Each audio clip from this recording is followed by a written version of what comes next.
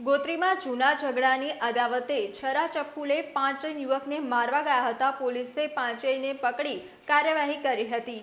Gotri road elite હાર્મોની ખાતે રહેતા સરોજબહેન વ્રજ રેણુકા હોસ્પિટલની સામે જય માતાજી ટી સ્ટોલ તથા પાનનો ગલ્લો ચલાવે છે।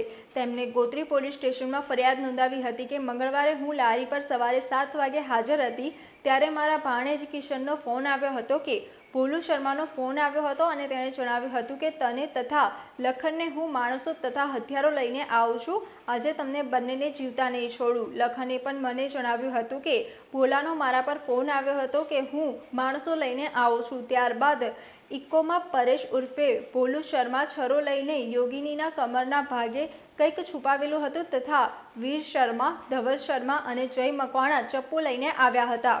તેઓ કહેતા હતા કે કિશન અને લખન ક્યાં છે, આજે તે બંનેને જીવતા નહીં છોડીએ। આમ તેઓ ભેગા મળી બૂમાબૂમ કરી અપશબ્દો બોલવા લાગ્યા હતા। સમગ્ર મામલે ગોત્રી પોલીસે રાયોટિંગનો ગુનો નોંધી પાંચેયની ધરપકડ કરી હતી। પોલીસે પાંચેય આરોપીઓને સાથે રાખી ઘટનાનું રિકન્સ્ટ્રક્શન પણ કર્યું હતું।